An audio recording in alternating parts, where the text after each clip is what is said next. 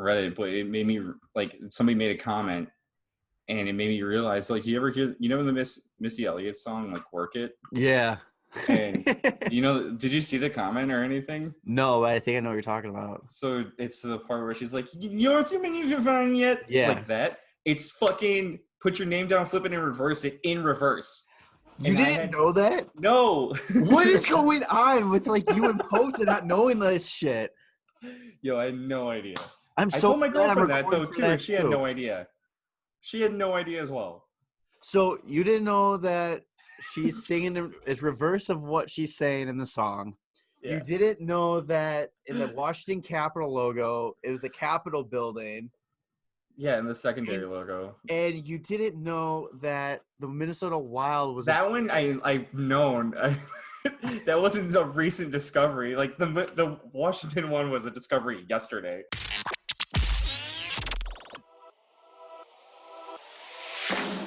You are now tuned in to the Windy City Benders podcast. This is WCBP. How is this a thing? Christ, bud. Yeah. Oh my God. I'm worried that there's a lot of things out there that I don't know about like that. Because there fucking is, and I can guarantee it. And it all started because Kevin had to tell me that the anchor logo on the Kraken was the fucking Space Needle and also a trident. I was pretty sure somebody said that in our group text. No, I said that in our group text that Megan told me that. And then that's when Nolly was like, holy fuck. And I was that blew my mind too, because I'm like, I thought everybody knew that too, because I thought they said it too in like the presentation. Oh, I wasn't fucking paying attention that hard. But that's hilarious. All right, so I was gonna say we'll just record, but since this whole thing's been recording, that's the intro. What's up, guys? It's another edition of the Windy City Benders podcast. I'm a fucking idiot. Next thing you're gonna tell me that there's a star in the Stars logo. I was gonna be like, did you know that the C in the Blackhawks secondary was for Chicago? Yeah, but. Oh my God! What a fucking way! I'm so fucking worried that like there is plenty of other logos out there that I don't like realize that there's something else behind them.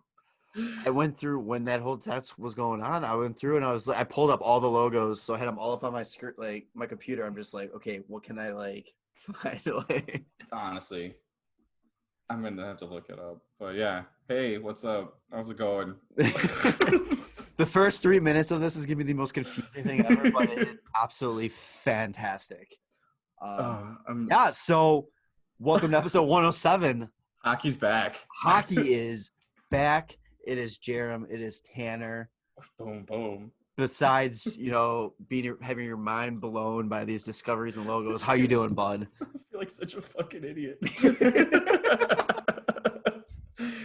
Oh my God. But like the thing is, I feel fine about it too, because like I'm so like more like analytical, and like I can just be like, yeah, this and this equals that, and I'll never interpret anything other than that. And like, so if you show me a logo, I'm like, yeah, that's cool. And then you're like, yeah, do you notice that it's like this? I'm like, nope, had no fucking idea. Like, because I'm just like, yeah, like the Wild logo. Oh, that's some trees and like a scenery. Oh, cool. It's like a wild scenery. But the fact that you both like the outline literally was ahead, that like the mouth and everything. You at least figured that out before. That you were admitting, okay, it took you a little bit, but you figured it out. The fact that Potsy came out and said that he just recently found that out, that blows my mind. I'm like, I have to go through the logos now and just like see like what I could possibly be missing. Because, it's not going to stand out to me at all. Oh, my God. So while you're doing that, hockey is back. We had exhibition games starting this week. A lot. It was so amazing to just turn on the TV and see hockey. And the fact that, all day. That I was about to say, this is what my biggest complaint about this whole situation, qualifying around all that is now – all I'm going to want is hockey all day whenever hockey season is. Like, this is bullshit. They need to find a way to have games start at 11 o'clock, even just the weekends. Start at 11 o'clock, 10 o'clock in the morning, and go all night. Yeah. I mean, that'd be fantastic. I would really enjoy that. Like, Kane said it best. He goes, you have, like, the March Madness feel to it because, like, games going all day, and it was awesome. I can't wait for the actual, like, playoffs to be going because it's gonna. I mean, these exhibition games have been like pretty fucking intense, but I'll fucking tell you what, playoff hockey is so fucking intense that it's gonna be amazing. From the games I've watched so far, it's like the first maybe 10 minutes or so, the first period, it's kind of like, oh, buddy, like this is a little rough. But then it's like as soon as that halfway mark of the first hits, it's like, let's fucking go. We didn't miss a fucking step. To get their feet under them, and they're like, yep, here we go. Get it going again. But in order for that to happen, NHL had to step up big, and they did their job to make this happen. 0 positive COVID tests during the last week of Phase 3, which amazing, especially when you see what's going on in the MLB right now. Yeah, dude, there's no way that MLB is going to survive if they're traveling without a bubble. No fucking way. But yeah, so I mean, we'll talk a little bit more detail about what's going on in hockey. We'll talk mostly about what happened in the Blackhawks Blues game, and then we'll preview each of the series, give our picks, and we'll even say who the Benders Nation picked too for each round. Oh yeah. So what started our amazing conversation in the beginning about logo discovery was as soon as I finished editing and I started uploading last week's podcast, a video goes out on the Seattle hockey social media. Like 2 hours later than we finished fucking recording either. I went on a rant about the Kraken. Seattle, just release your fucking name. Oh my God. Yeah, even there, just because you said that, because you went on the rant, you're saying about release the name, then they come and announce. And then you also said in that episode, McDavid's going to get hurt and he's going to be out for the playoffs. Well, what would happen if McDavid got hurt? And he ended up getting a stinger in practice and had to leave practice for a little bit. And we're just like, oh my God, it's happening. Tanner is calling it all. But anyway, so this video comes out, which was, I thought, really well done. It was really cool. Yeah. A little disappointed that there wasn't really any hints in there of like what the name was going to be. With like Potes, like I did the same thing where you watch like the preview like video or whatever and just kind of trying to decipher the writing that's on the suspenders of like the fisherman. I was like, I gotta pause this video real quick and see if I can like see what it says, like maybe it has like a hint, and I'm like, nah, it's probably just like some brand of suspenders that like fishermen usually wear. It's like, okay. And then I saw people talking about like, oh my God, one net is this color and the other net's that color. That's gotta be the team the team colors. Not even close. No, it was like, and they had the whole like the website was set up in like salmon and like light blue, wasn't it? Yeah, and they originally said were like, nope. Yeah, that's originally what they said that they were gonna be. Which I was like, oh, sockeyes easily. Like, got it. Like, makes sense. So the next day comes. It was what, Thursday? I was also gonna say with like the little preview thing, I was like, well, no fucking way it's gonna be the totems now because the ocean. Yeah, there'd be like a really weird way to like. Is that did they say that's their goal horn too that they had in there? I think it is. I think it was. So this team's arena got named first. Yeah. The team's goal horn got played first, all before the team name came out. I mean, it's pretty fucking cool though. Interesting marketing, yeah. I mean, they definitely did it a cool way. But yeah, so then Thursday was the announcement. Yes. Right? Yeah, Thursday comes around. Yeah, because we recorded Wednesday.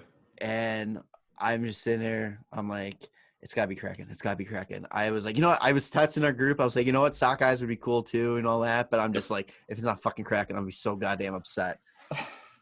And then they show this video. And the video shows just a hint of like a pirate ship. And I was like, it's the fucking Kraken. It's like, no fucking way. So the Seattle Kraken is welcome. Officially the 32nd NHL team. And I will have to say, shout out to Grady, who listens to this every Friday. Grades, what's up?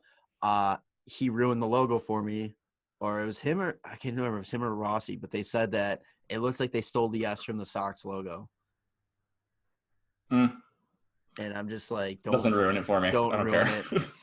But yeah, so awesome. It's like 4 shades of blue is like their colors with a hint of red. Yep. Awesome. The secondary logo is just fantastic. It's the anchor with that's what got us on the whole logo talk. Yeah, anchor with the Seattle needle. Yeah, the Space Needle. Yeah, the Space Needle. Okay, so what was your overall opinion? I mean, are you happy with what they did? Are you kind of I think it's really cool. I like it. I don't know. Like I just like it, I guess. I kind of almost would have preferred like Sockeyes in a way, because like Kraken just seems like okay, like let's get a team and call them the Unicorns, and then another team and call them the Centaurs, and like just like mythical beasts, and like, but it's cool. There's a giant fucking squid, and I think at some point they're gonna have like some sort of logo like that. Yeah. Instead of just an S with a tentacle in it. Is it the safe bet to go with a name that can't be threatened to get changed down the line because it's offensive? Dude, you just wait, because at some point squids are gonna come out of the ocean and not have Davy Jones is gonna reemerge, and yeah, that's the other cool thing is like they can call their rink can be nicknamed like Davy Jones's locker. But I mean, sure, everybody's already heard that they're gonna try and call it the Kraken or the Crack House with all the crackheads or the fans. Like, so cool, man. It's like the fact that joke got passed around so fast, so quick, and then like so many people were like, "I came up with this." It's like, wow, dude. It's like the easiest. Like, yeah, exactly. It's like having a low-hanging fruit. Like your apple tree is basically this big, and you're like, "Thank you." Yeah. Like this is mine now. There was a lot of cool like video, like not video, photo edits of the logo and like the jerseys, like that old school like the S everybody did in like middle school. Yeah. They put that on the jersey. Oh, I love all the jersey mock-ups too, and like the equipment like mock-ups that they had, especially like the pads and shit. Oh God, Brian's put out mock-up pads that the only thing that bothered me, I think you're the same, was they put the logo in the eye. They put the Brian's logo in the eye of the S on the pads, and it's just like, no. That like you just keep it red. That would have looked sick. This is the team that needs like a Laner or a Marc-Andre Fleury to just come in and just destroy these pads. Yes, that would be fantastic. I think that's like the next thing to look forward to for the Seattle Kraken is now we got the expansion draft next year, which will be fucking awesome. And, everybody keeps talking about how, all these NHL teams learn from Vegas, kind of just robbing them. Yeah, well, guess what? Flat cap for the next couple of years. Ball is back in Seattle's court. That's fucking so true, man. Are you kidding me? Like, if you have to dump a contract, guess what? Cap's not going up, so you're going to need to get a little something, give a little something for it. So, I mean, there's a good chance that Seattle makes a splash right away. I don't know how good of a chance, though, too, because Vegas did get really lucky that so much of that team had career years. Yeah. But that's the other thing you got to think about, too, is Seattle. It's like they're going to be getting a lot of players that are looking to prove themselves and probably can get something more along that same situation. It's a lot different than the 2000 like expansion teams where it was like, all right, here's your team. Now have fun building them up and like, trying to be a competitor. Yeah. It's like, here's your first overall pick, Rick Nash. Now try and make a team around him. Yeah. And now it's okay. Well, will they make it to the Stanley Cup or will they get knocked out first round? Like I wonder how the predictions are going to change so hard because that as soon as like the expansion draft happens, there's going to be betting on whether or not they're going to make the playoffs, let alone the finals. I'm sure so many people are like, well, we learned from Vegas, so we are going to put money down. And I would think that they're probably not going to end up being like last, like they thought Vegas was going to be. I'm just excited to see who gets like protected and like the projected like picks. Like, oh, that was so fucking awesome. Here is my super early bold take prediction. This team will be better than Ottawa and Detroit their first year. I don't think that's bold. Sarcasm there. I know. I was like, okay, yeah. Who they about to be better than, right? Okay. Yeah. Detroit and Ottawa. and that's it. All right, Yeah, sick. yeah. Toss New Jersey in there. Yeah, okay. Another cool thing, on Friday they released like their apparel, some of the apparel through Fanatics and all that. So Seattle Kraken became the NHL's best-selling expansion team ever, with 50% more merchandise sales than the previous high set in 2017 by Vegas Golden Knights for the same 24-hour period. That's Pretty neat. awesome. Yeah, it's pretty neat, but it's also, the article I was pulling from also the same thing. It's a little hard to take that title as best-selling expansion team ever when before Vegas, the last one was in 2000. So we need more expansion teams. Let's go 42 teams. Let's go. No.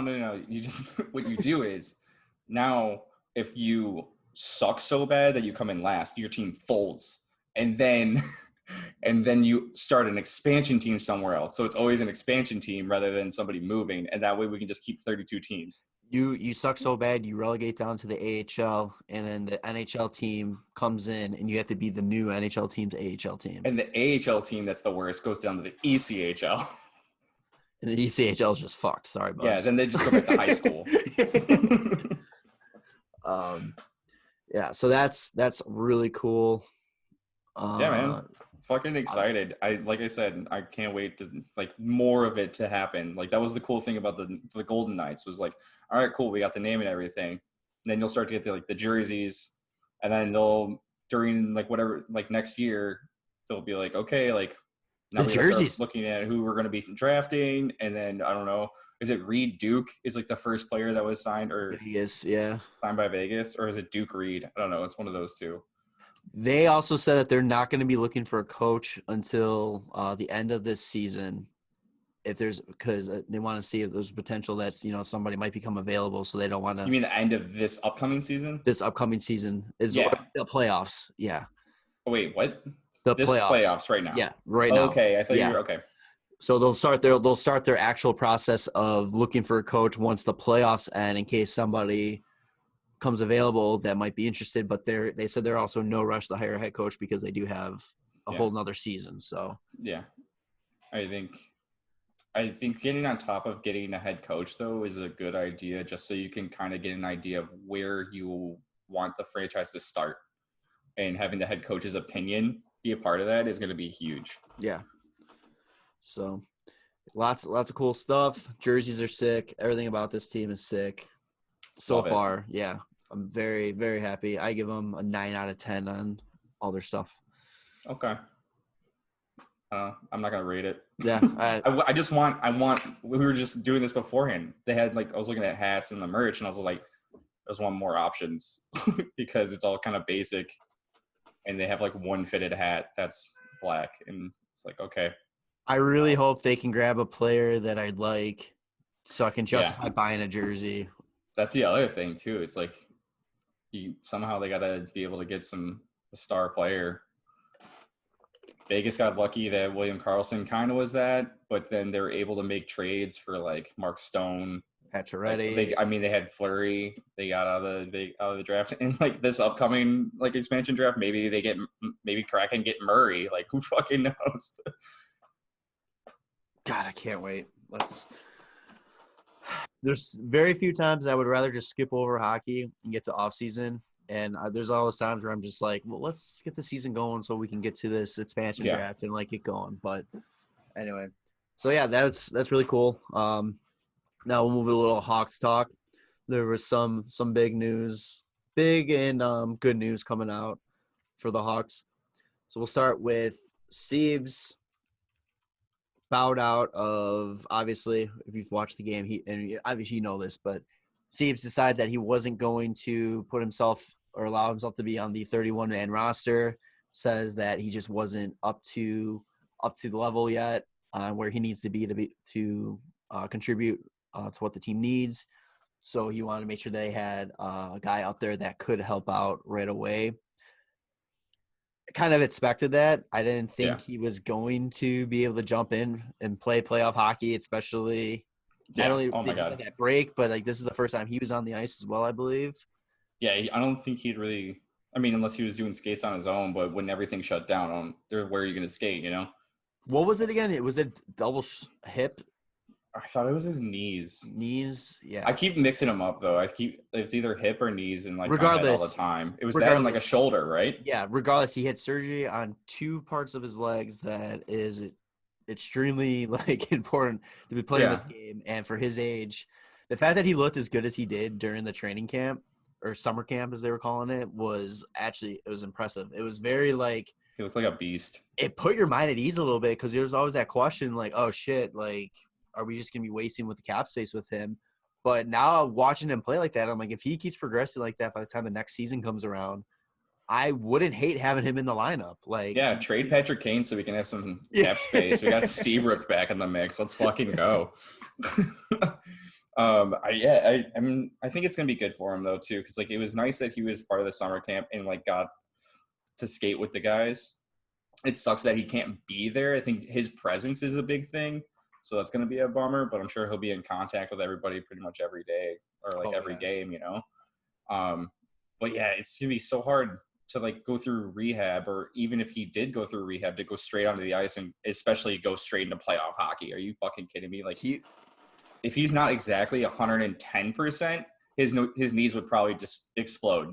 like he was about a month and a half ahead of schedule for getting back on the ice.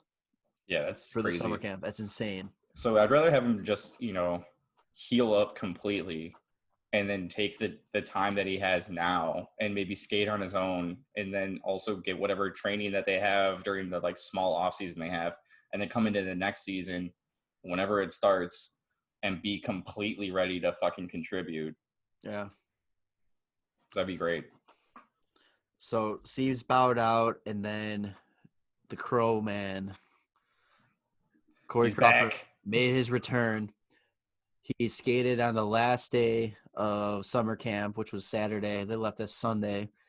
And when he was speaking with the media, he revealed that he did have COVID, and he was quarantining in Chicago, trying to just get rid of it. So I don't think he needed to say that's what it was, but I think it's good because it's kind of like – because what sucks with him, and I feel bad for it, is like there's all the rumors about him with issues, injuries and off ice issues and all that kind of stuff. So it was kind of nice for him to be like, listen, I'm good. I contracted this. I stayed away to make sure I was good. It was oddly almost more satisfying to know that it was COVID rather than an injury that is now something that could possibly like be a hindrance in the future as well, which is a really shitty thing to say that I like now that that has come out of my mouth. Like, oh, what a relief. It's only COVID. Like, what the fuck? But like, that's the issue with like his history of like concussion issue, like problems and like actual being injured. It's like, if he's unfit to play and everybody's like, fuck, is he hurt again?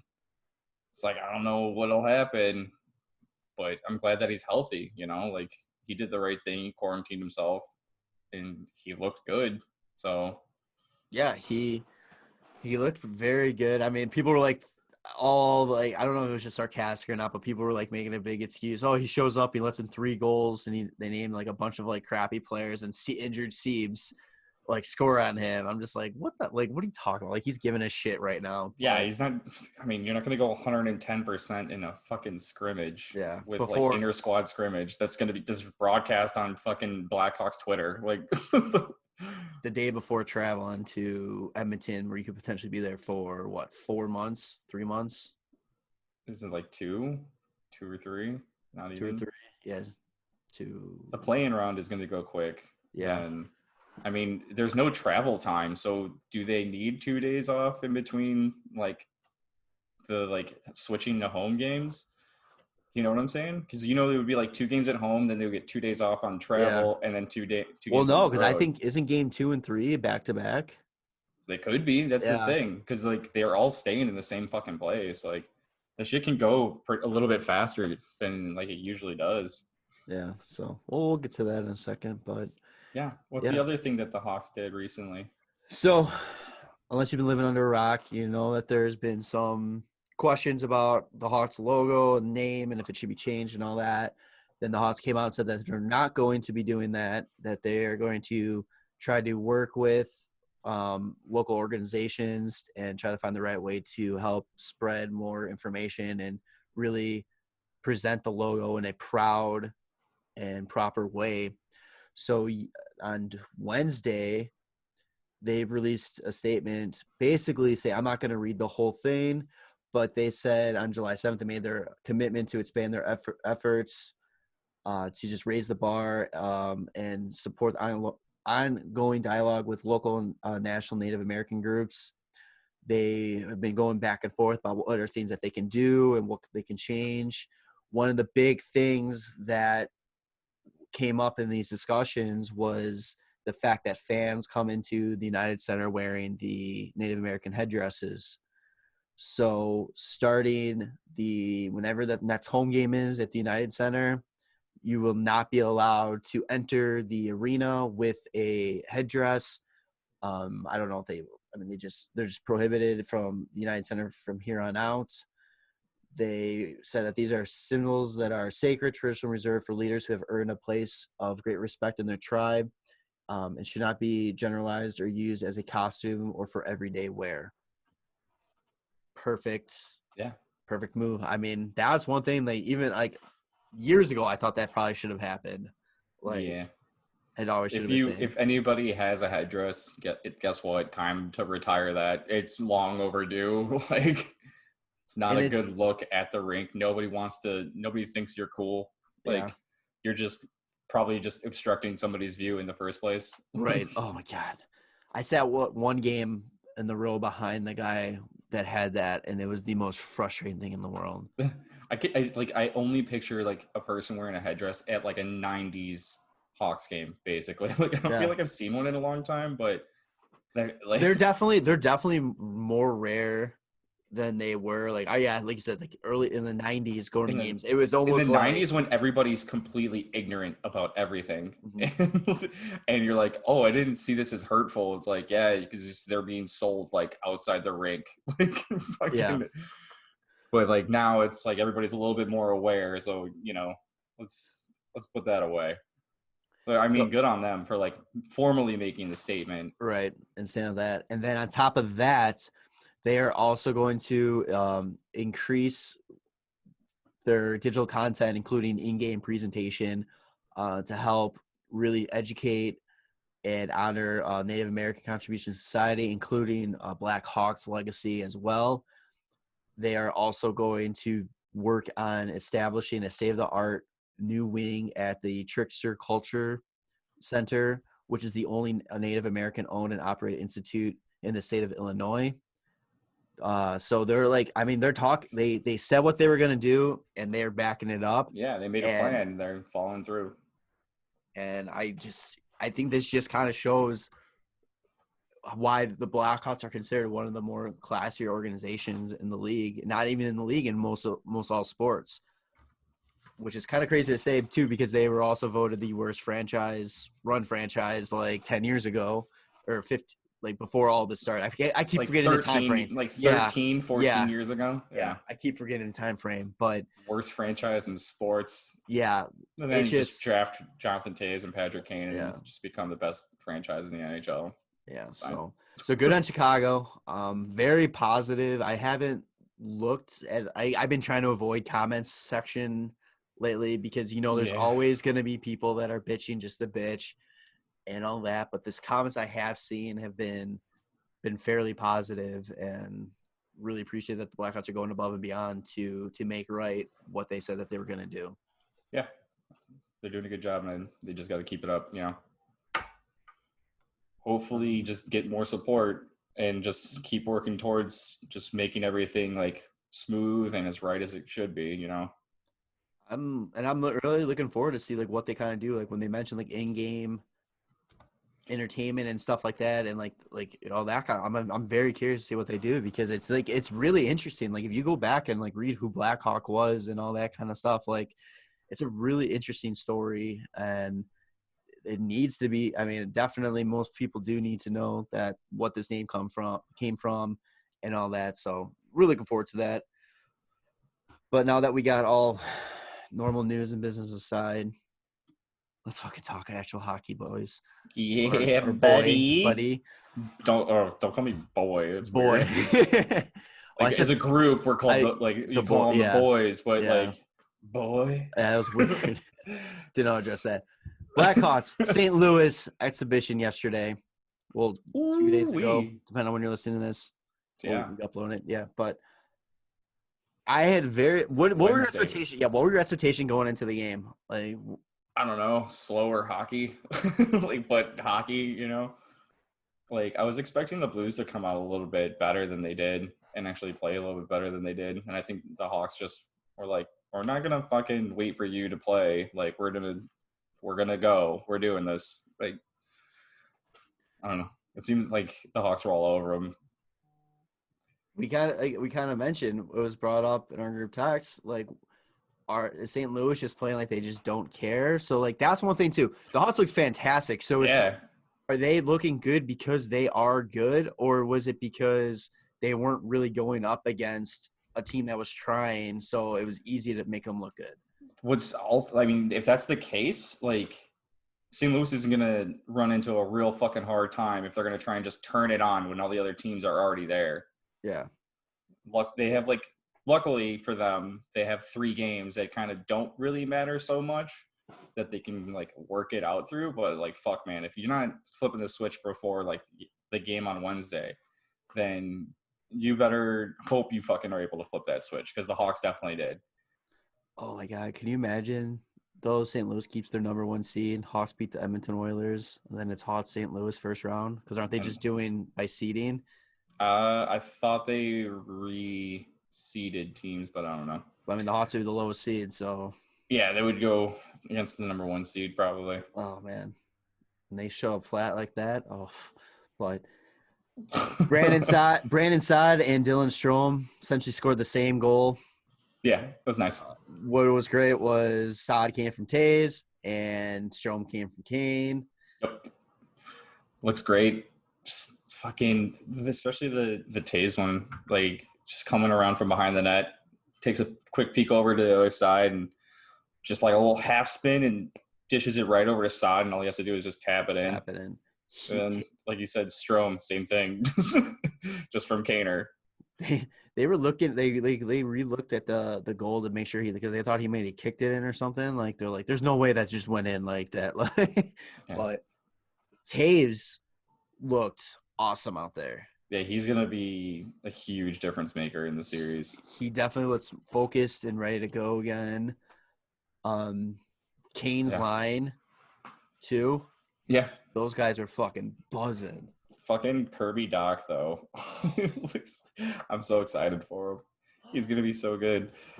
Everybody's been saying it too. Like he gained like 10 pounds of muscle, and like you can definitely tell because he looks bigger in the corners like against guys, and he still has like the speed in the hands. And you're just like, oh my God, once it all like is put together, it's gonna be like the most perfect package of size and skill. And he's just gonna fucking dominate. He got some penalty kill time too with Kajula of all people. Like I thought they would maybe have tossed him with Taze or someone like the bigger guys, but no, Drake Kajula and Doc out there. And Doc, the one that I remember, it was stand up. It was a board battle, and he just went in, stripped it, and was able to get it out, no problem. Like, and he looked like it was like oh yeah, whatever. This is just a inter squad scrimmage again, bump and change. Once he's able to like I was saying, like when he puts it all together, he's gonna be able to do things with his body and do things with his stick, especially defensively. Where if it's a situation where he's going into a board battle, either he'll probably be able to either poke it out or fucking just destroy the guy. And that's gonna be nasty when that happens. And his awareness, starting to look so good. And it showed on that Kubalik goal. Like, oh my God, came with the puck behind the net, drops it back to Doc. Doc just looks up, sees Kirby right in the middle, just a little slide. Sees Kubalik, not Kirby. God damn it, Kubalik. Yeah, bud, it's all good. It's fucking. It's excited. Been 4 months since we got to do a little. I know. I'm excited. Analyzing. I fucking. Yeah, no, like that's the thing too. Like Kubalik was the whole game was just like, I'm fucking putting the puck on net. Two power play. As soon as I get it. Yeah. 2 power play goals. And I'm just watching this, and I'm like, oh, my God, I love you so much, and you were so playing yourself off this team. Every time he shot the puck, I just saw that salary go up higher and higher. Yeah. Jesus. I love it. We talked about how Crawford was back. He got the start in this game. He played a period and a half. They switched him out halfway through the first. What would you feel about that? Like, do you think that was the right move? Do you think they probably should give him 2 full periods?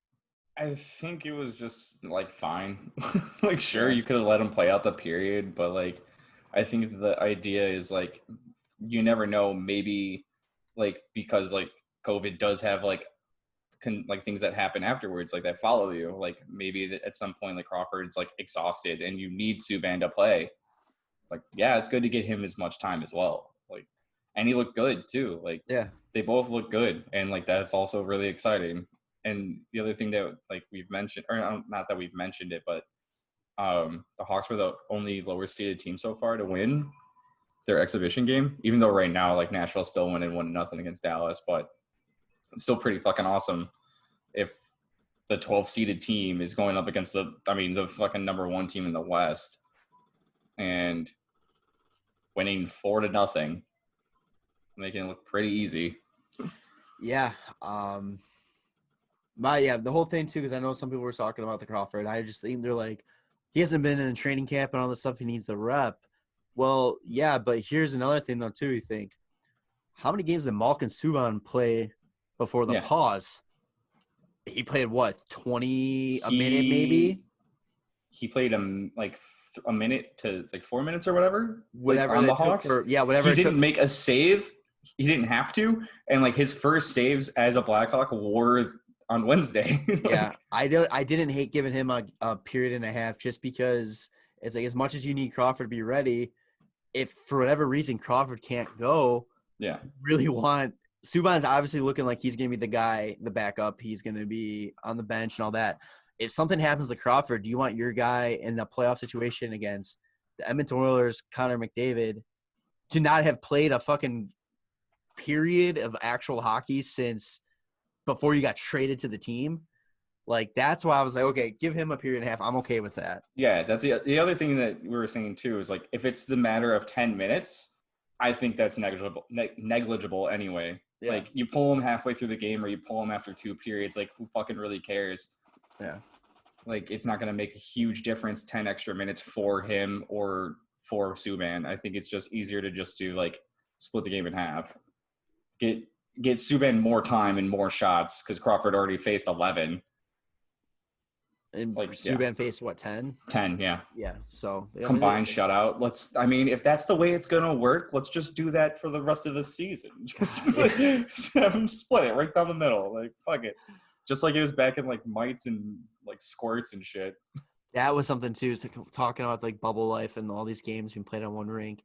The Pittsburgh Penguins and Philadelphia Flyers game when they went to overtime. Yeah, the first game. You can see in the far corner, like the Zamboni door, you can see a bunch of players from the next game sitting there watching overtime. Oh. I'm like, this is straight up squirt hockey all over again, watching the game before you. I'm like, I love this whole situation.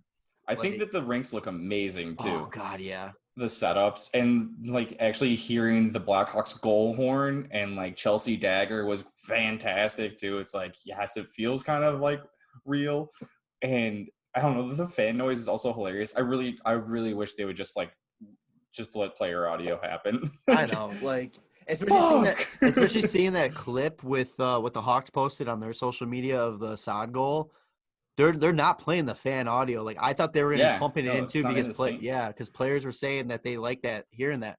Dude, okay. Sorry. I was just thinking because if you've watched any of the baseball games recently, yeah, like the benches get heated easy because you can hear everything from the other bench. Like this is going to be playoff hockey. Yeah.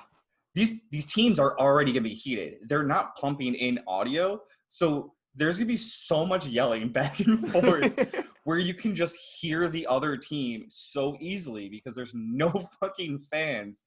And, oh, my God, you're going to probably be able to see guys just chirping so hard from bench to bench. Oh, Arvid's a nice little goal. It's going to be so good. And, like, what made me think about that was the whole – did you see Joe Kelly on the Dodgers where he's going after the Astros and he's just – oh, my God, that video clip is the funniest shit where he's just, like, doing pouty faces and shit like that. But, like, everybody can hear everything. Yeah. So he's like, what'd you say? Fuck you. Yeah. There was a tweet of a guy. I can't find it, and I don't remember what game it was. But they were like, he was like saying, like, yeah, people ask me what it's like being in the rink, with no fans and all this kind of stuff. And he goes, let me tell you, so-and-so and so-and-so were on the bench to each other. And hearing, I'm going to fucking kill you really travels without the fans breaking it up. I'm like, oh my God, I would pay to be like, I have a direct line and listen to that place. Like somehow HBO just needs to get like a direct audio line, like how they had when they had 24/7 for the Winter Classic, and God. Just let us hear all the shit. I'll pay for that subscription, like hands down. You want to get hockey revenue back quicker? Fucking sign that up. Like, let's go. I just want to hear all the shit. Like you can edit it out, but like, if there's anything like super bad that you're like, that does not belong anywhere. Right. Yeah. Like, we don't need to know about how he's going to fuck his mom and like sister and shit like that. But it's like, dude, I'm so excited though. Like that's going to bring the heat up just another fucking level too, that like you'll never really see during playoffs because usually the fans kind of drown it out from the benches. Yeah. But the bench is going to be here. The other benches, they're going to fucking go crazy. God, the only time I would love to have Pierre in between the glass, just to see him like looking back and forth and everything, and him just really bad, like, well, he said this, and his face would probably turn like bright red, and he'd be like, "Oh shit! Like, you gotta mute my mic right now." So speaking of like all that gameplay setup and all that, how did you think like it was with Eddie Olczyk and Pat Foley, because they weren't there? Eddie Olczyk's in Connecticut, Pat Foley is in Chicago. How do you think they did? Like, did you tell? I personally couldn't see like really any delay or anything. I think it was fine. It wasn't like super noticeable. Like, I didn't honestly even pay attention to that. On that same note though, it was really funny because I was watching all the goals from Wednesday on the NHL video. And it's hilarious because some of the audio calls, it's like the puck's clearly in the net, and then you hear the whistle, and he's like, "Oh, and they scored!" You're like, are you watching the play? It's like, I feel like you don't know hockey if you don't know, like, oh, this play can be a goal. And it's like, yeah, that clearly went in. And then you're still waiting because you're like, oh, the ref's like now pointing at the net. It's like, oh, yeah, that went in. Like, that was that goal with Toronto, right? I don't know. Because there was a goal of Toronto that they didn't even know it went in. Nobody on the ice knew except for Wes McCauley. He was like pointing, and even like the Toronto, I forgot who was it that shot it. Even he looked. He was like, "Wait, really?" Oh, it was Kerfoot. Yeah, Kerfoot. Yeah, because he thought he hit the crossbar. Yeah, that was funny. That was so funny. But yeah, it's just, it'll be weird. I think still, like, it'll be noticeable at times, but like, it'll be fine. The only thing I hope is that we don't get every single game Eddie Olczyk 20 times. Well, folks, we can't really do much about the camera angles. What you're seeing is what we're getting. Like, I'm just like, oh, come on, we get it. Don't have to keep saying it. Like, I think eventually somebody will be like, hey, Eddie, shut up. Yeah. The Jonah Hill gif of like, cut it. I don't know why, but when you said the Jonah Hill gif, I just started immediately thinking of him in like, This Is the End, and him just doing the Aja noise. Fucking. It's like, all right, I don't know why you want to do that, but he's got so many good gifts out of that one too.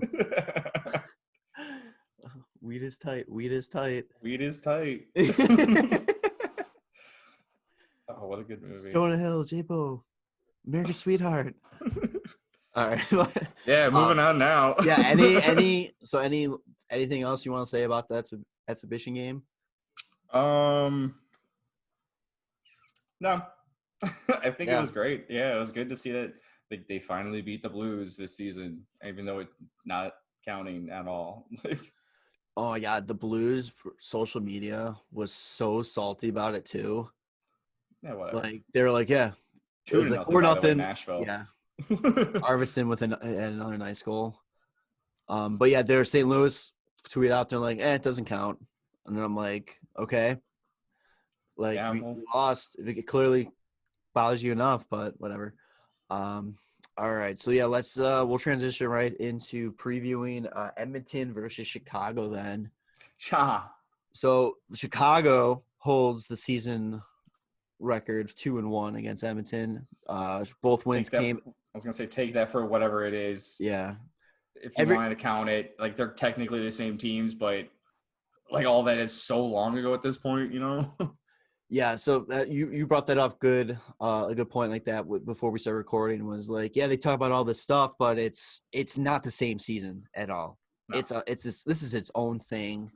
You can't count on what you saw during the regular season of 2019, 2020. Yeah, I was saying like you're not getting the same Kirby Doc that you had at the end of the season there. Like he's a completely different player. Like you're not getting the same Kubalik from like the beginning of the season. You're not getting the same like. I mean, I would love to not get the same DeBrincat. I'd love to get the older one. Yeah. And just like fucking scores like crazy. But like stuff like that, like you can compare like this stuff, like their season stats, but who really fucking cares at this point?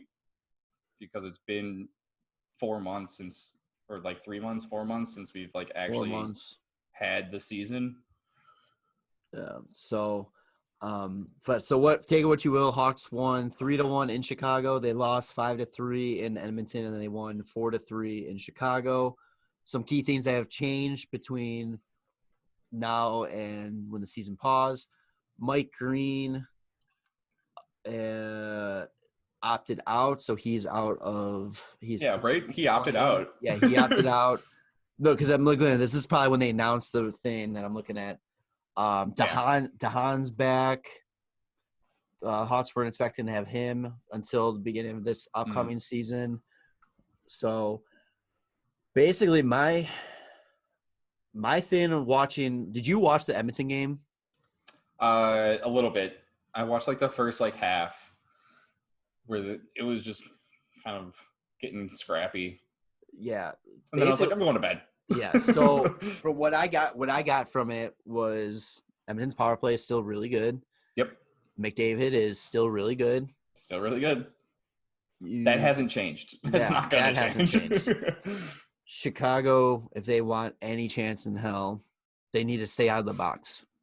Cannot take penalties against this team. I don't even think that, like, the Hawks power play isn't not usually that good, but it's a good sign that we had on Wednesday was like they did score twice. Yeah. So before then, I would have been like, man, I hope there's no special teams because the Hawks power play was trash and their penalty kill was terrible. And on the opposite hand, the Oilers power play is amazing and their penalty kill was amazing. It's like, let's just stay off the special teams like altogether. But if let's the Hawks just want to start scoring on the power play, like that's cool. Can we just agree that, we'll all be cool and just stay 5-on-5 the entire series? And there's no fucking way in hell that a series with Zach Cassian is going to have 0 penalties. Yeah.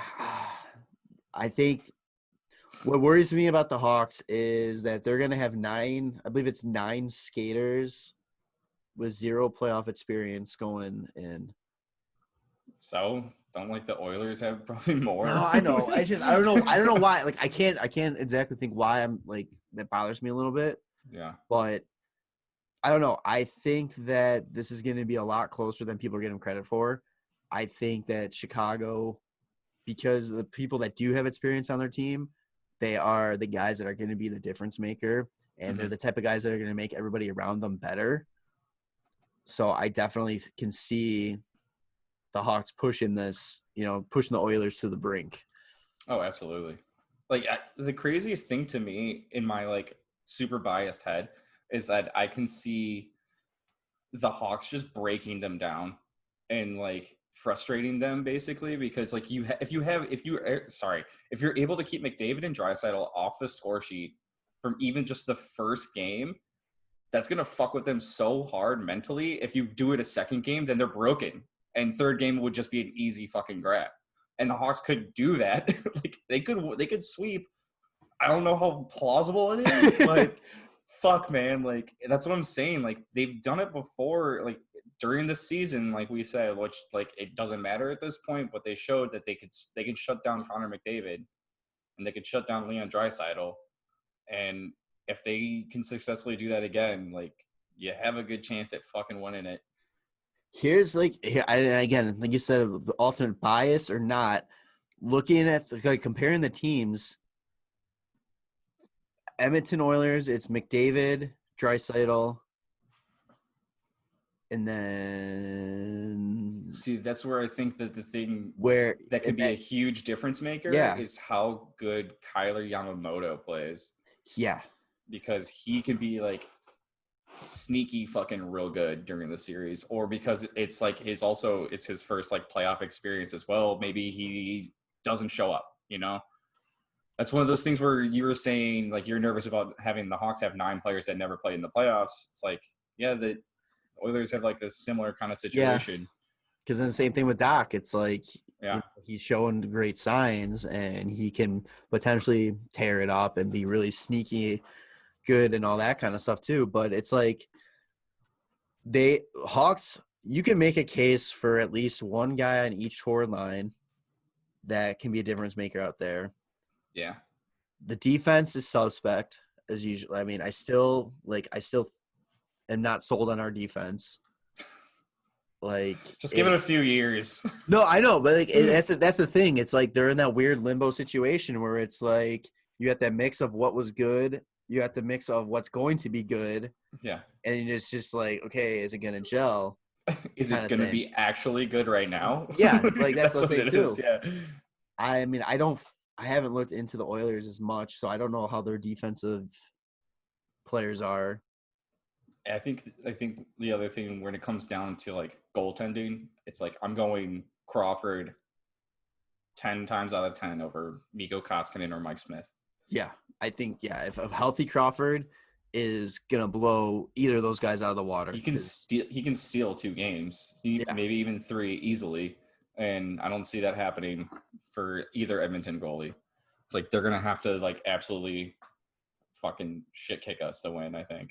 But then, like you said, there. And then on the flip side of everything is as much as you can see the Hawks stealing everything, like especially if they play the way the Hawks can play and to their potential, we've also seen the Hawks play really fucking bad. The inconsistencies have been all throughout the season. Like, it's going to take one Connor McDavid goal that I think is just going to be, dude, it'll take like 2 power plays in a row where they score on both of them, and it's like, okay, we have 45 minutes left in this game. Fuck me. That clip you sent of McDavid in slow motion, just how easy he fucking made that goal look with the no look. And he just slides it 5-hole. Yeah, like he makes everybody think that he's looking back for a pass and then just shoots it without looking, and you're like, why? Then, why do you have to be this good? Yeah. But also the other thing too is like he scored that on Cam Talbot, so right. That's so it's like it's you're really betting on if is Connor McDavid and Leon Draisaitl going to put this team on their backs and carry them to the promised land, or is its overall experience and a little bit more depth of the Blackhawks going to be able to step up and make people believe that they're still a threat to win a cup? Yeah, I think like that's what it is. It's a huge thing. Is like, what can the Hawks produce when neither of those guys are on the ice? They're gonna have to take advantage of it. Yeah, I think honestly, I can't even tell you who the hell is on their 3rd and 4th lines. I can't. Like Nugent Hopkins is like one guy that I think of. I thought he was playing with like Draisaitl or something recently, and Yamamoto's on one of their lines, and like James Neal. James Neal, I forgot he's on that team. See, I know like 4 guys that are on their actual team. And Cassian. And that's like that's 2 lines though. Like who the fuck else is on their team? Well, let's pull up real quick. Yeah. Might as well. Oh, they have Athanasiou. I remember they just traded for him like at the trade deadline. Oh my god! And the amount of times watching games, these switching games, and being like, when the fuck did he get put on that? Like, did he go on that team? Like, I forgot so many trades. Yeah, and I don't know. It's fucking weird. It'd be funny. Yeah, let me know who. Like on defense, they have Chris Russell. They have Ethan Bear, Darnell Nurse. Also, that was really cool in the exhibition game that Ethan Bear was able to wear his native Cree spelling of his name awesome. On his jersey. I wasn't sure if that was just going to be like during the warm-ups or something like that, because like that's what they usually do, but that was really neat.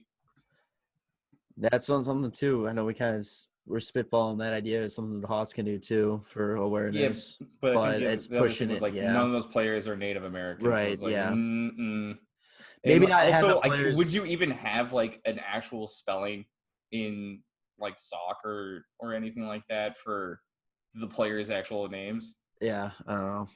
But so do you think there's any concern too with Carlton behind the bench? Just being so young and inexperienced in this type of situation, or do you just think it's like just like everything else, it's just such a weird situation that anything can really happen? I think it's just such a weird situation. Anything's really able to happen here. They have Tyler Ennis. Oh yeah. I forgot about that. Yeah, I don't really like none of these guys are really all that sticking out to me. So like Riley Shahan, let's see, Joakim Nygaard, but I don't know, like Ryan McLeod, Cooper Merity, Juhar Kyra, Gaten Haas. Oh, they had Alex Chasen, Josh Archibald. That's what like just looking at this is exactly what I'm saying. Like if you are able to produce while McDavid and Draisaitl are not on the ice, and then you can somehow just shut them down or keep them as a minimal impact, like the Hawks will be good. Who do you put up against those guys? Like what players you want there? Because Well, Camp did a great job against McDavid. And I think when McDavid's on the ice, like you got to keep like Keith and Boquist out there. Unfortunately, like even though they'll probably help drive the offense, like you need to have like at least some speed or something to like. You can't just have him blowing past everybody. Like that's gonna fuck shit up.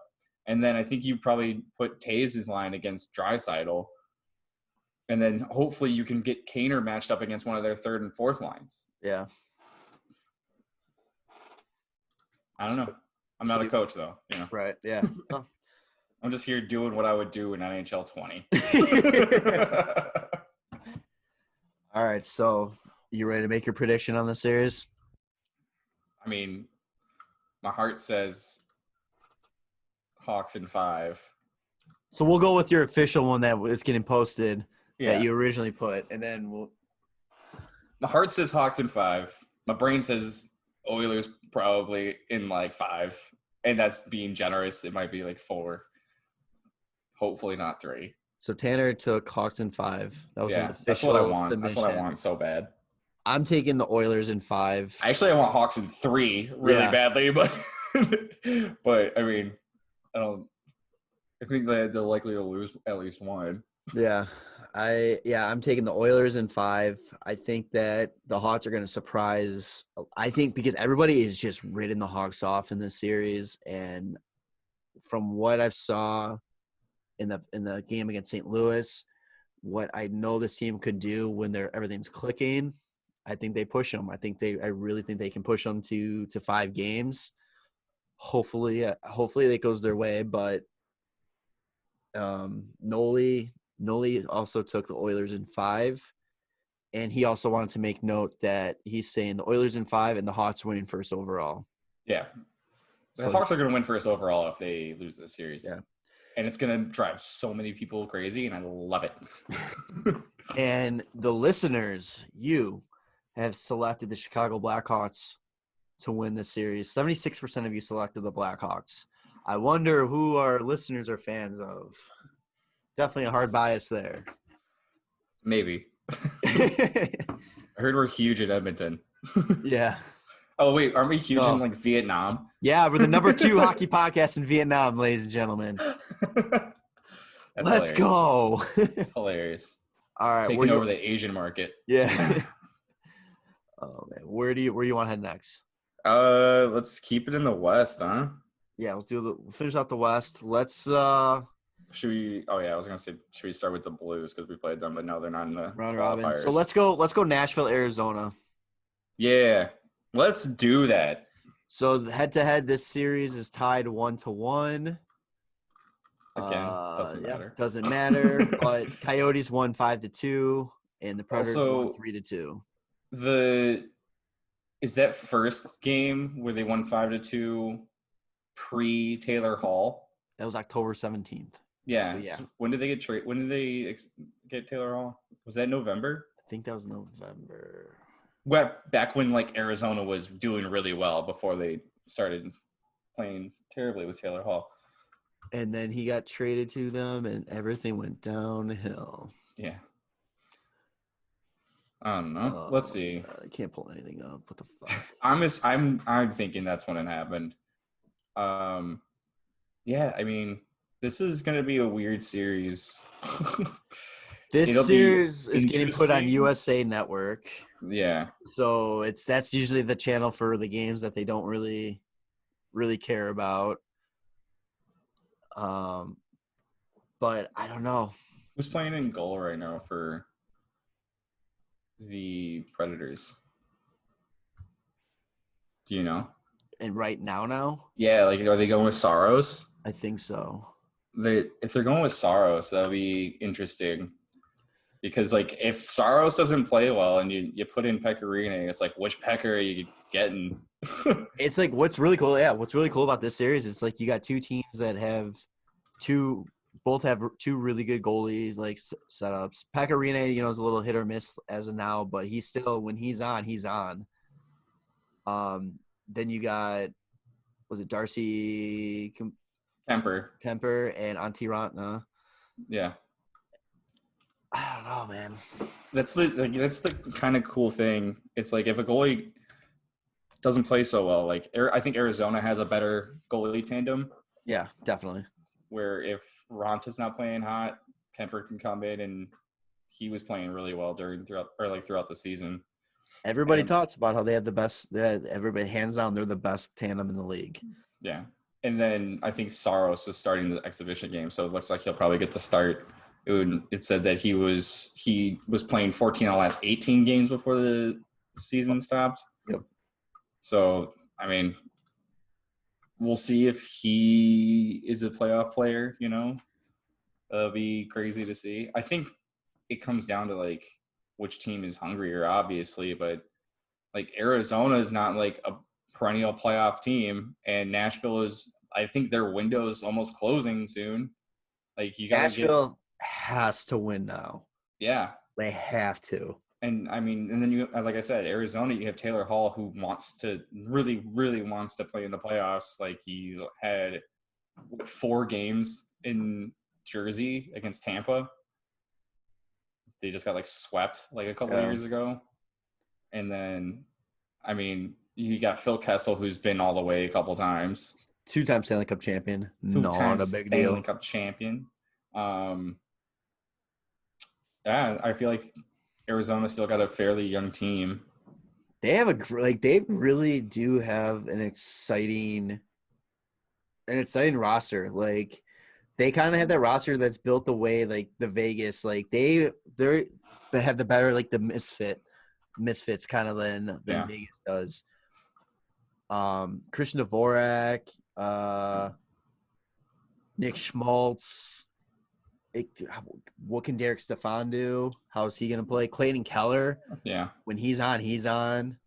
Like they have. But that's like the thing. Like they started so hot last year, and then maybe that's a good thing. Maybe they were like a hot starting team, and like technically this is kind of almost like a new season, and like maybe they'll come out like fucking firing like crazy. Yeah. Like, they didn't play their exhibition game yet. They played tonight, right? They played tonight against Vegas. Oh yeah, that'll be a good like exhibition game for them to get started too. Yeah, it'll be going fun against a really good team like that. So I think Nashville's they're gonna have to watch out. I mean, they're playing Dallas right now and fucking up 2-0. Yeah, but I always feel like I'm starting to notice too with all these round robin teams. I feel like they're just not as putting as much effort. Flyers were the only one that I saw that really like came out playing. Yeah, they really hate Pittsburgh, though. Yeah, they really fucking hate them. Yeah, and I think you're right, too. A lot of those round-robin teams, I think, are more or less like, let's make sure everybody's healthy for when the playoffs truly start. Like, don't fucking kill yourself. Yeah. So prediction time. I chose Arizona in 5. Yeah, that's across the board. I took Arizona 5. Nolly took Arizona 5. And the Benders listeners 59% of you took Arizona. I think that also just goes into the fact that, like, I think their goaltending is going to be what helps them the most. And they're wearing the Kachina jerseys when they're the home team. That's sick. That's right there. I don't know. We'll see. This, like, the series doesn't seem as interesting to me as, like, a lot of the other ones. No, it doesn't, but it's definitely like one of those, like, if Arizona can pull it off and, like, say the Hawks get knocked out, it's like, okay, I'm going to throw my head, I think, in the Arizona ring for out of the West. Like, Yeah. Yeah, I can see that. But all right, so then let's go to the other central team. Minnesota. Oh, I guess there's one each series, so we'll go Minnesota, Vancouver for this next one. Minnesota versus Vancouver. Oh boy. So you got Vancouver, who has got some of the most exciting young players. Yep. And then you got Vancouver has, like, yeah. Oh my god, dude. Elias Patterson, Brock Besser, and Quinn Hughes. God. It's gonna be. I hate. Gonna be good. I hate that they're like. It's like always like I always find myself really like liking players that are on teams that were supposedly used to be or were supposed to be Blackhawk rivals. Yeah, I mean, always do that. Like, I think the problem with that is the way they switched up the playoff format. Yeah. Because, like, there was so many years in a row where we played either Vancouver or Calgary, and you're like, fuck yeah, this is how a rivalry starts. Even though it's not in the same division, same conference, it's like something you can get up for. And, like, you're always going to have the rivalries in your division. Like, you play them so fucking much. Right. But I forgot that Vancouver lost to Winnipeg. So the Hawks aren't the only lower seeded team to win their exhibition game. Right? What's Winnipeg ranked? Winnipeg is 9th. And they're playing the Flames, who are 8th. Oh. Vancouver's 7. Oh, you were talking about the lowest seed. Oh, okay, Yeah. lower seeds. Okay. Yeah, I was just looking at the score from last night. But yeah, like, I don't know. Like, Minnesota doesn't fucking impress me ever. That's why I always call them the mild. And that's like the perfect way to like describe them. Like, if it wasn't for the fact that they somehow make it to the playoffs every year, or they're like in that hunt every year, they would literally be the most irrelevant team in the league. I feel like they're so middling. They're always gonna get like a middle-ish draft pick and be like a maybe playoff team. And it's like, I'm never scared of the Wild.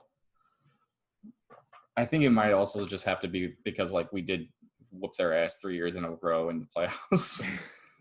6 games, 5 games, 4 games, fucking nasty. But I mean, any hockey podcast you listen to, when Minnesota gets brought up, everybody says the same thing. They're just like, I don't have opinion on them because I don't know what they are. Just fucking, what is it?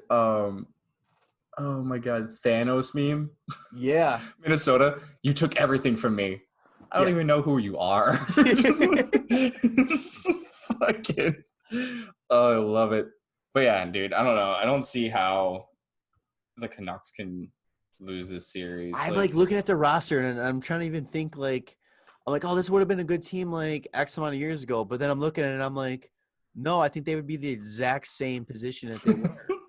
Yeah, dude. I feel like the firepower on the Canucks is just gonna be too much. I forgot they had like Tyler Toffoli too. Yeah. But like having Quinn Hughes is gonna be huge. Like Minnesota's best best asset is their defense, but I think that if the Canucks can score 2 goals, they'll probably win the game. Like, I didn't know I had the same birthday as Markstrom. That's really cool. Oh, dude, let's put that in the file of who cares. Sorry, just. No, because I'm looking at their goalies right now because I couldn't remember if he was like, because I know he's got the contract situation, but like Markstrom, like he's turned out to be good. Like, that's why he was on the All-Star team. Pretty damn good. Yeah, him alone I think would steal the series for Vancouver. But then, like you said, you had that Vancouver is going to be coming at you in every part of the ice. Vancouver's got this. I took them in 3. I took them in 3 as well. Nolly took them in 4, and the listeners 59% took Vancouver, which way too close. So That's pretty close, yeah. yeah, I think that also might just be some leftover hate of Vancouver, probably. That is true too. But it's also against the Wild. Like, fuck the Wild, man. Like, the reason I hated the Canucks back was because of like Luongo, Bieksa, and Kessler, which is so funny and too. Burrows. It's like fuck that. Like, they're not on that team anymore. Hated Vancouver because of Luongo, but then I also absolutely love Luongo. Yeah. Yeah. That's the weirdest thing. It's like as soon as he was off of Vancouver, I was like, dude, this guy's amazing. He's fucking this shit. Like, fucking Borat, man. Yeah. Oh god. Going. God, it's so fucking good. Last matchup in the West, you got the Calgary Flames versus the Winnipeg Jets. Fajoom. Okay. Yeah, dude. Watching the Flames against the Oilers, the Flames just looked bad. Yeah, the highlights for that was not good. I feel like they didn't do anything this year. Like I don't know how they had 36 wins. Like, cause they don't impress me. And it's not like I have to be impressed by them. It doesn't matter. Like, they got 36 wins, but like watching them play the Oilers, you're like, the Oilers could just look like they're going to smoke them. 16, 13, and 4 at home, 20, 40, and 3 on the road.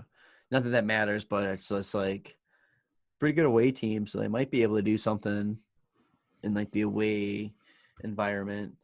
Oh, you know what was also really funny? When they had their exhibition game, the Flames were the home team, so they were supposed to use the Oilers locker room, and they refused to use the Oilers locker room. That's been so funny too. Like, I love that they're not letting Edmonton and Toronto use their locker room. So all of Toronto's fans were throwing a fit because Montreal was using it there. And Pasternak was in the Leafs locker room for like a skate or something. And there's a picture of him, and they crossed out the Leafs logo on the bottom of the bench. Yep. Like, I fucking love that. That's so funny. But yeah, back to Flames and Winnipeg. Yeah. Winnipeg, I think, is going to just destroy them. I don't even know what I took them in. I took them in 4, I think. Yeah, you took them in 4. I can see them easily winning in 3. I can see them winning in 3, actually, because the Flames don't have the goaltending. And I feel like this whole season, like, who's the leading scorer on the Flames right now? Like who did good? Like, was it last year that Gaudreau had like 100 points? Because Gaudreau was garbage this year because I got him. He hasn't done shit. Yeah, I got him in fantasy, and I was all excited because he's coming out that big year. They had like a 5-headed dragon last year of like Tkachuk, Lindholm, Gaudreau, Giordano, and there's fucking Monahan, and they were all like huge scorers. And then I don't feel like anybody fucking did shit this year. Tkachuk had 61 points, Gaudreau had 58, Lindholm had 54, Monahan had 48. That's their top 4. Really? Backlund had 45. So that's their top 5, and then drops down to 32. Lindholm had almost 30 goals. I had no idea. I don't even know, man. I don't know. Like I said, they just don't. There's nothing that like is scary or impressive about them. Like, they can't even like use the Tkachuk like edge factor, because I just feel like Winnipeg just doesn't bite into that type of game. Like, they don't let like the mental aspect of it come in. I don't think they have anybody like overly aggressive. It's too bad that Winnipeg doesn't have Byfuglien, because oh shit. Can you imagine Tkachuk trying to get in Byfuglien's head and Byfuglien just tossing him around like a fucking rag doll? I will always think about that GIF where he's like in the corner tied up with a guy, and he looks directly at the camera like, what's going on? Just gives him the smirk like, yeah. Come on. Yeah, man. I think that like Winnipeg's just gonna be too good. Hellebuck alone is just gonna. Oh, absolutely. Yeah. And then like Mark Scheifele is just an unreal player. Blake Wheeler's still up there. They got Patrick Laine, Nikolai Ehlers. It's like I fucking feel like I'm missing somebody. Test too. Adam Lowry. Adam Lowry. Yeah, they have they're even their depth I think is going to be like much better too. And what's impressive what they were able to do, like be a playoff team because they have no defense. Like their defense Kyle is no. Connors, who I'm fucking missing, dude. Sorry to interrupt you, but like he scored almost 40 goals and he's fucking good. Yeah. Sorry. No, you're fine. Yeah, but their defense, their defense is full of nobodies. Like Yeah, but they fucking pulled it off this year. I know. Like that's what's so impressive about it. Like because Hellebuck. Yeah. Bucky. Yeah, so it was Vezina nominee. Yeah, Winnipeg in 4 across the board. 55% of the listeners picked Winnipeg as well. I'm with you though too. I took 4 because I'm always like, you know what? I always think a team can steal a game. Yeah, there's not many. It's there's hard not to many win 3 in a row. Yeah, there's not many teams. Especially when you get to the playoffs, like yeah, it's possible to get swept, but you're in the playoffs for a reason. Yeah. So everybody has a chance to steal a game. That's why I took 4. Any more predictions out of the West? Do you want to try and predict like what the round robin will look like? Because I think that Colorado's going to end up with the number 1 seed. Yeah, we can do that.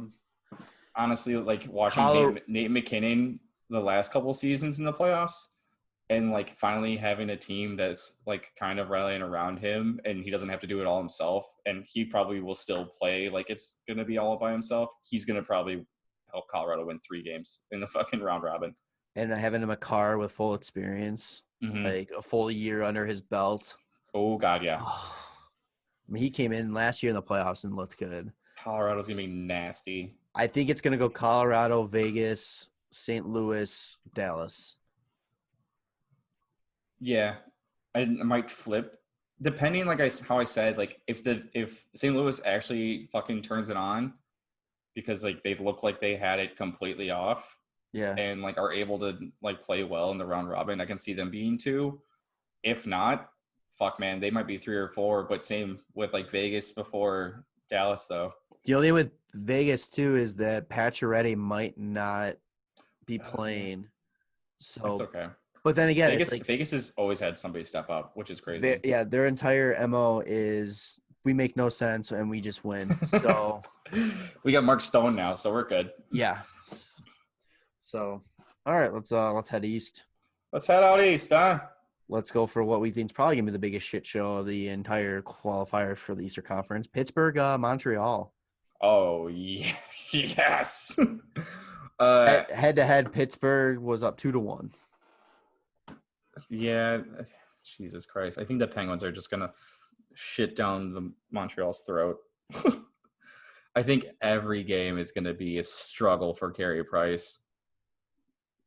Yeah, because it's literally going to be Carey Price versus the Pittsburgh Penguins. Yeah, they didn't look good at all versus Toronto. And they still scored 2 goals. It was just like, what? Like, Toronto, what are you doing? I think I turned off that game at that point when they scored because it was just Toronto shitting on them. Yeah, I think they might have scored a shorty. I'm trying to remember. I know Tatar scored. I Let's don't know who scored the other one. Tatar and Paul Byron. That's who scored. I want to make sure that it wasn't a shorty. Either way, like Toronto was just all over them, and like did not make anything easy at all. That doesn't tell me. And I mean Pittsburgh, they lost their exhibition game, but they were kind of like I don't know if you watched that game, but it was like a slow build up for them. Like as the game once like the third period hit, you saw Malkin was like playing Malkin and all that kind of stuff. It was their slow build up, and it's kind of hard. It's like with Kane, you have Kane and Taves. You don't bet against a team that has got Kane and Taves. You don't bet against a team that's got Sidney Crosby and Malkin. No. Like it also, I was going to say, I forgot about this. Toronto scored 33 seconds into that game too. Oh yeah, it was stupid fast. Oh God. Yeah, well the other thing too is even though Pittsburgh lost, like they were playing Philly, and like that's going to be a great game no matter what. Right, yeah. Like those teams can be shit, and it's going to be a fucking great game. But both teams are really good, and they win overtime. It's like, Yeah, I mean, playoff Crosby, playoff Malkin, playoff Letang. The only question really with Pittsburgh is who's their goalie. but I mean, it's not that bad. Yeah, and it's just who's That's gonna. kind of like that was their issue when they won the cup. It's like, That's like Fleury's not playing well, or Fleury got hurt, and it's like, well, let's toss Jari in there. Like, he's not doing too well. All right, toss Murray in there. All right, he's sticking. Cool. I hate that I'm about to say this, but it's getting to a point where goalies are so good in this league now that it's becoming very hard to. They're still irrelevant because you can still win with a bad goalie. And I will prove. I mean, I will laugh my ass off. No, I'll prove it when a team wins the cup with an okay goalie. But it's just you're seeing these teams, and it's like just the parity across the league that multiple teams are having multiple good goalies, and I don't know. So, I originally took Pittsburgh in 4 because I thought Carey Price is going to steal them a game. But now, the more that I think about it, I don't think anybody can steal a game for the Montreal Canadiens. Eesh. Big oof. Like Nolly took him in 4 as well. It's good for the Canadians that they're in the play-in round because when they lose, they get a shot at first overall. Like if they weren't, they probably wouldn't get first overall in the first place. So now now they are what 1 or 9? Yes. If they Maybe. were because there's 8 through the draft lottery, the first part. With Montreal, it would have been better for them, I think, to miss it and have a chance to move up to maybe 2, maybe 3, have a chance at a top 5 then. Right. But, yeah, so you took Pittsburgh in 3. Absolutely. And the 90% of the listeners took Pittsburgh as well.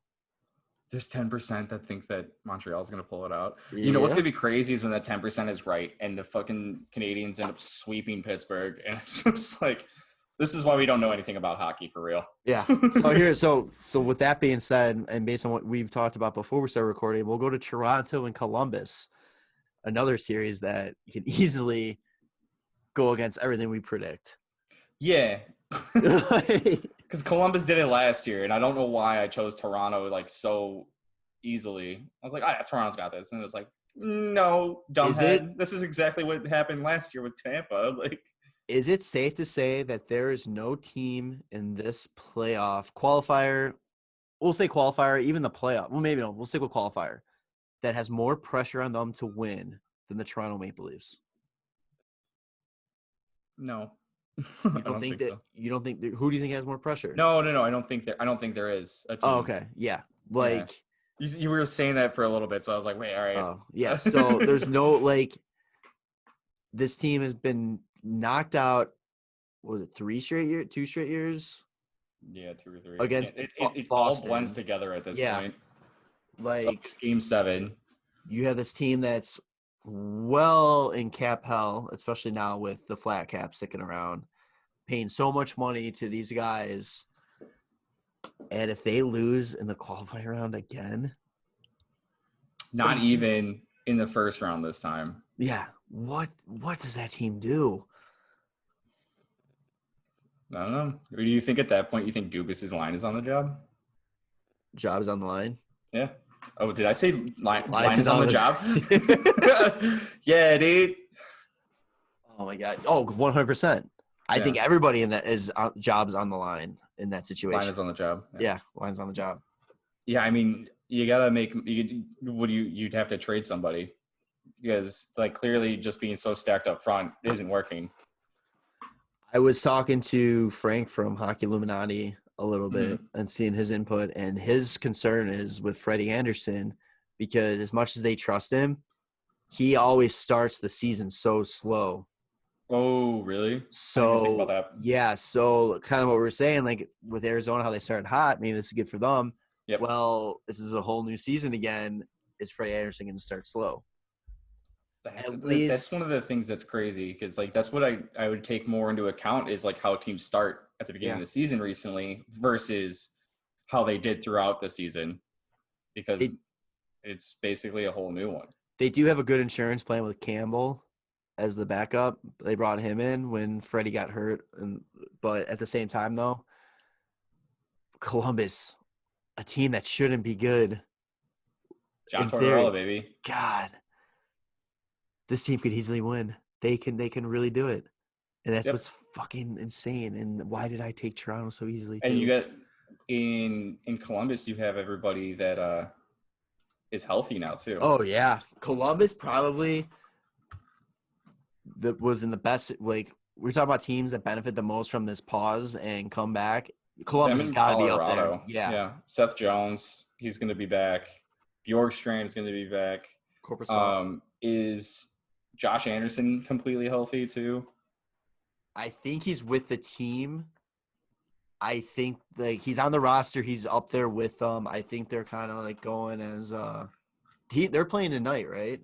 Yes. Yeah, they're playing Boston at 6. I want to say I think I heard that they're going to play him in there to kind of see how he is. I could be wrong on that though, but it's going to be I mean, the Columbus team was playing really well and they were doing it with like a lot of backups, especially like when Korpisalo went down and Merzlikis came in and just like, yeah, I'll just take over. It's fine. Yeah. Like, no worries. He leads the league in shutouts. Yeah, like it's gonna be a hard fought series. It's gonna be a really exciting one, I think. Actually, I want to change my answer of Toronto in 4. Well, yeah, I'm gonna change it to someone in 5. I took him in 5. I took Leafs in 5. Nolly took Leafs in 5, and 76% of the listeners took the Leafs. We are all idiots, I think. Yeah, I think so too. Like, Nolly definitely went with his heart on that one. Yeah.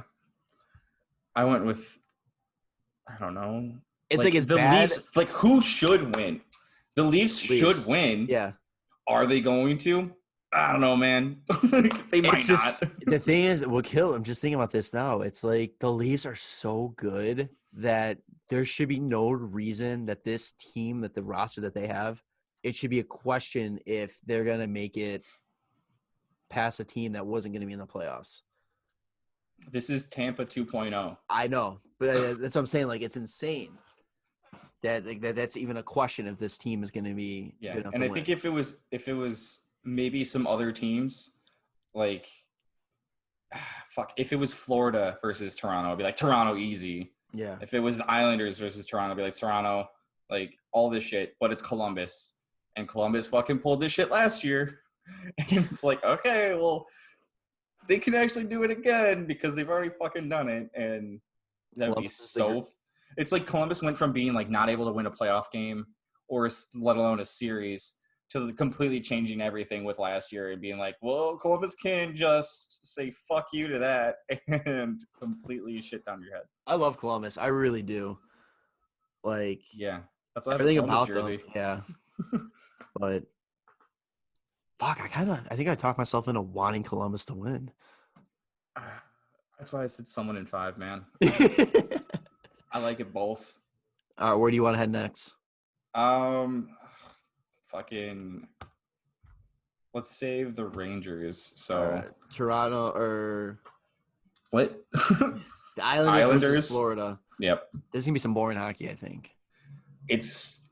I mean, I don't know if it'll be boring. The Islanders are pretty good defensively still. I think. I honestly haven't fucking paid attention to the Islanders at all this season. Well, they are up 3-0 on this series. Well, in the season series. Yeah. Torts, man, just has what he does. Does what he does. He goes and he just makes these teams play around his image, and it gets the job done. Let me pull the rest. Islanders had the 9th best goals against average. So still pretty good defensively. Is Varlamov still their guy? Yeah. They still have Varlamov and Greiss. And, like, that's another, like, pretty solid tandem that's, like, I think a little bit under the radar. Greiss has always kind of been, like, the 1B to somebody the past, like, few years. And then, what is it? Who are they playing again? The Florida Panthers. Yeah, the Panthers. Oh, my God. They have the 3rd worst goals against average in the league. because aren't you Bobrovsky glad couldn't you stop a signed? beach ball. Yeah, aren't you glad you spent, was it $11 million for 7 years on this fucking goalie? Yeah. But then again, Florida Panthers have the 6th best goals for per game. And let's see what the Islanders are. Islanders are 22nd. Okay. I'm just looking at like the team stats now, and it's really funny. The Islanders are so like they can win or lose every fucking game because they literally score 2.78 goals for per game, and they let in 2.79 goals against per game. It's like you're either gonna win 3-2 or you're gonna lose 3-2. That's what the Islanders do, apparently. See, Florida on paper, I think they have a very underrated offense. Yeah. I mean, what do you expect when you got Barkov, who's like one of the most underrated players in the league? Huberdeau is even more underrated on that team now. Yeah. Because he's been leading the team the last couple, or this season and maybe the year before. He had like 95 points last year, I think. I mean, or 92. Mike Hoffman, too, his shot is just so good. When he gets down, the only reason with him is he's kind of slowed up a bit. So he needs that time to get that shot off. But when he does, oh, baby, look out. Who else? Yeah, Huberdeau had 92 last year, and I think he led their team this year with 78. Like, so good. They got Yandel on the back end, just the Sonk master, sonking away. But he's great for a power play. Which, talking to our good buddy Rossi, who covers the Panthers for Hockey Buzz, he does not like Yandel. He's the biggest liability on the back end. Oh yeah. Like, absolutely. He's a power play quarterback. Oh, 100%. He's like the Eric Gustafson. Also, Gustafson got destroyed by Kassian. Oh, by Kassian, yeah. Lost his bucket and then got a penalty for not getting off the ice soon enough. It was so funny. Oh yeah, I forgot that's a rule now. Yep. Yeah, I mean, Florida just doesn't really have like any like big names that like jump out and be like, that guy can be a difference maker besides like Barkov and Huberdeau. I don't know. It's just, another team, kind of like the Flames, where I'm not impressed. I'm not impressed with the Islanders roster though either. Like that's the other thing too. Like, yeah, no. They have like the Islanders have a bunch of guys that are going to be really good, but they're just not there yet. Barzell, man. Yeah, like cool. They're such a defensive team, like. Yeah, Sebastian Aho, man. We'll see. Yeah, I think that one's gonna probably be like my series that I don't really pay attention to. Yeah, I mean, I would love. I like Florida just because of Q. Like I like Q to do. I like the time when Q had his couple defensemen playing the fourth line and they fucking had like 3 points in one game. God, yeah, that was the greatest. This is a battle. Nola Chari had 2 hat tricks in a row. Like, this is the battle of coaches I wish were the Blackhawks coach. Yeah, Trotz and Quenneville. Yeah. But funny, we're talking all this shit about it, and me and you both took Florida in 5. Mm-hmm. Nolly took the Islanders in 4, and 52% of the listeners took Florida. 52? It's really close. I think everybody was probably like, I mean, I don't know. Let's flip a coin. Yeah, this is like the Arizona Nashville series of the East for me. Like, yeah, absolutely. I would be happy if a team wins, but I'm like at the same time I'm not gonna be happy if a team wins. No, like, a team's gonna win. Like I'd be happy if Florida won, but I'm not I'm not going out of my way to watch it. Where I'd be happy if Arizona wins, but I'm not going out of my way to watch it. Yeah. Yeah, that's why. Yeah, we'll see what happens. Hopefully, it's exciting. Yeah.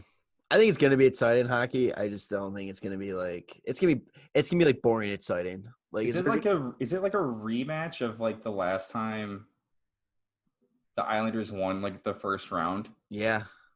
Isn't that what it was? Yep. It's against Florida.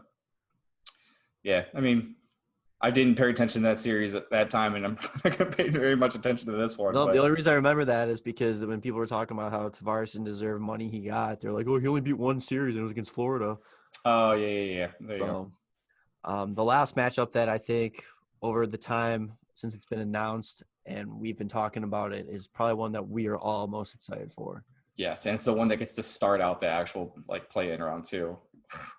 The New York Rangers versus the Carolina Hurricanes. Oh, Artemi. It's all about it.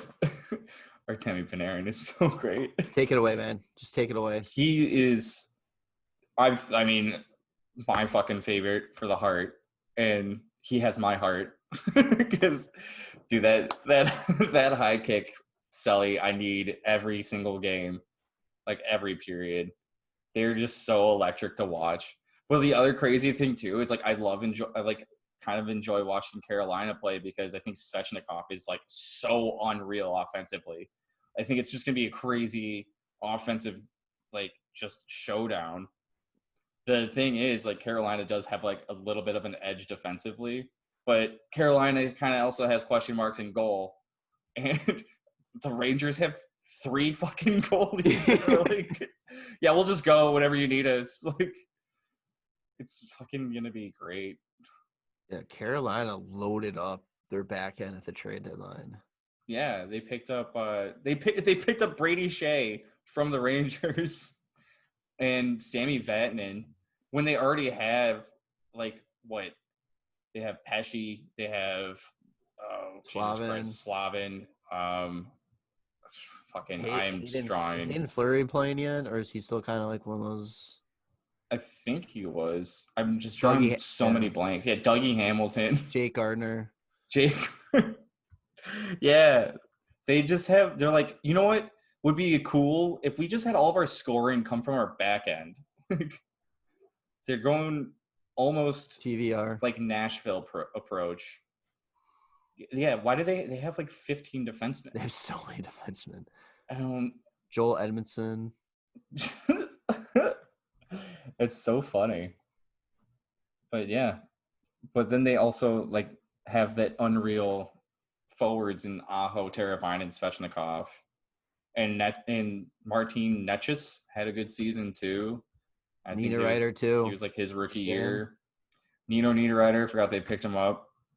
Was that last year? That was last year though. Yeah, but I mean they got a huge part. Vincent Trocheck. They got Zingle over the offseason. Fuck man. Yeah, Carolina's kind of like stacked with solid players. And then Carolina, like just look at the date of birth on their roster. They are gonna be so good as long as like if I don't know what their cap situation is, and I'm not going down that route for this episode. Ooh, but I will. It's like if they can stay in a good cap situation where they can keep a good core of these guys. I know those defensemen, they're not going to be able to keep all those defensemen. Well, no fucking way. But it's like they have a potential to be really fucking good. Well, after this year, Edmondson, Vatanen, Van Riemsdyk, and Hayden Fleury need contracts. Hayden Fleury's an RFA, right? Yeah, and Warren Fogel's an RFA, and then Justin Williams, but he's only making $700,000. But I think like if you're moving forward, Joel Edmondson's making 3.1. He's gone. He'll be gone. And like Sammy Vatanen's making 2.4. Van Riemsdyk's making 2.3. They only have one other right-handed defenseman besides Trevor Van Riemsdyk, though, and that's Dougie Hamilton. But the rest of their guys are signed for like 4, 5, and 6 years. Like Jake Gardner has 4 years left. 3 years left after this season. Brady Shea has 4 years left after this season. Slavin has 5 years left after this season. Dougie Hamilton has one more season. They have Reimer and Mrazek for next season still. And then they still have like Aho is signed for 4 more years. Jordan Stahl signed for 3 more years. Teravainen signed for 4 more years. Like Niederreiter's 2. Yeah. Trocheck's 2. Zingle 1 more. Brock McGinn 1 more. Like they don't really need to like. I mean, they also have like a million in cap space right now too. It's crazy. They're gonna have $9 million in projected cap space over the offseason. This team, man. to fill out their back end. That's crazy. So, what were you saying about New York? The Rangers have the most exciting players in Panarin and Zibanejad. Like, sure, like the Hurricanes are like a solid team, but like, and Tony DeAngelo had a sick season too on the defensive end, and Adam Fox was a really good rookie defenseman. Like I think that the Rangers like top line is going to be better. And it's just the fact that Panarin is such an elevated player. Oh, yeah. It's just kind of, oh my God, this kind of almost makes me feel almost in a way kind of like the Hawks and like the Oilers, where like Panarin's kind of like the McDavid of the team. Yeah. Zibanejad's almost like the Draisaitl. And it's like, then you have a little bit of secondary scoring, and then you have more of like a more well-rounded team in Carolina. But I think that's just me trying to make shit up because the way you were talking about like, oh, Panarin. As much as I agree, I love Panarin and all that, but I'm like, the more you're talking, I'm like thinking, is this like a McDavid? And okay, well, you got these guys, but okay, who else? Yeah, like, I don't know. We'll see. It's like, I think this is gonna be such a fun series to watch. Oh, it's gonna be so much fun to watch. Like, this is the one I'm gonna be tuning into as much as I possibly can. And I can't wait to get with the boys. Oh, and watch this. Watch it on Saturday. And then go straight to the Hawks watch party. So Hawks drive-in watch party. We'll be there. What up? Well, so Tanner, you took the Rangers in 5. You sticking with 5? Yeah, I think it would go 5 no matter who wins. Nolly is Rangers in 5. I'm Carolina in 5. And the listeners, 52% of the listeners took the Rangers. Yeah. I think the goaltending is going to be a big issue. Because it's like for either team. Really. Yeah, it's just like the common theme. It's like, okay, you got 2 goalies, but which one are you going to go roll with? And how short of a leash is whoever you go with going to have? Yeah. Especially in the Rangers situation when they got 2 other guys. If one's struggling, okay, you got 2 other guys. How fast do you want to try something else? Because it's not like it's a best-of-7 series. It's a best-of-5. What if Hank just comes in, puts the team on his back, and it's like, this is it. This is our year. We're doing it. Gets to the Stanley Cup and losing overtime in Game 7. Oh. That one hurts. I don't think that would happen. That would be straight up that would be like total LA enters the chat. They're somehow in the finals and like Jesus. All right, and so the round robin is Philly, Washington, yes, Tampa, and Boston. I think it's gonna go the way that it was. I think Tampa ends up taking first. Really? Yeah. Boston just strikes me like they're gonna be kind of like St. Louis, and they're just gonna play to not get hurt. Are you okay? But are you still saying Tampa's gonna do it even if they don't have Hedman or Stamkos?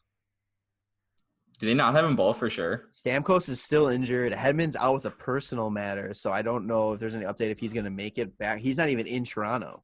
No, I mean they're still really fucking good. That one's harder to predict. I think it could be anybody. Like fucking Washington could end up just being in first. Oh, yeah, I just don't think I don't think it's a lock for Boston though. No. And like I said, I think Boston just gives me like the vibe. That's why the finals last year was like, oh, I hate this so much. They're like the exact same team, and I hate them both. It's like they give me the St. Louis vibe of just being like they're not gonna give a shit, and then it's like, oh, okay, they're going to try and turn it on come round 1. They'll probably end up like the 3rd or 4th seed. And I think Ovi's just going to be like, we're not losing a fucking game. But then Philly's also going to be like, we're going to murder everybody and then win.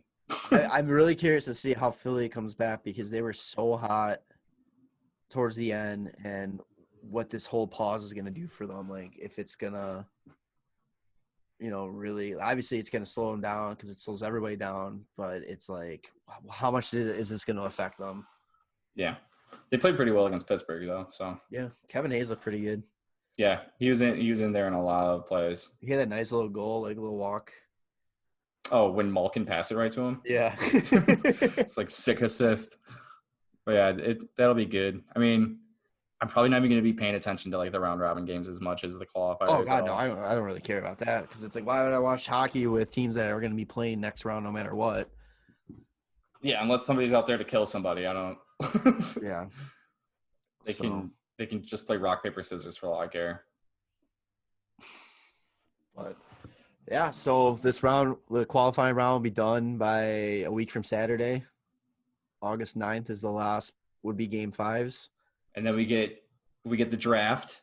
Draft lottery on the 10th. Hell yeah. And then I think it goes right into round 1, baby. Round 1. So, yeah, exciting. Hockey's back. All feels normal. It doesn't feel normal because it's August and it's going to be August and we're watching playoff hockey. It's pretty fucking hot out. Yeah. Already. Eric Carlson put out a Instagram story and he's like outside in his like backyard patio, like full out summer mode, and he's so like, glad I'm not in the playoffs. And he's just like, and he just goes, it's so weird watching hockey right now.